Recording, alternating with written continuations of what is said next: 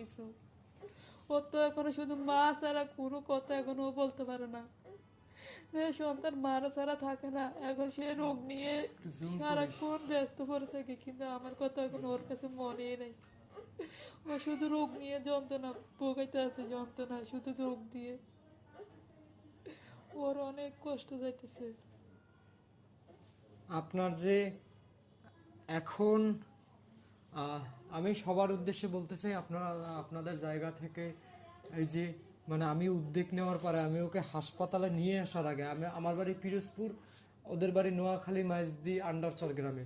তো আমি ওদের নাম ঠিকানা সহ পিরোজপুর বসে একটা পোস্ট করেছিলাম, সেইখানে আপনারা 50,000 টাকার মতো সাহায্য পাঠাইছেন আমার নাম্বারে। এরপরে আমি ওকে ঢাকায় এনে হাসপাতালে ভর্তি করেছি। আমার আসলে মাথার মধ্যে একটা জিনিস ঘুরতেছে যে আসলে এই বাচ্চাটা তো নিষ্পাপ, মানে শিশু হলো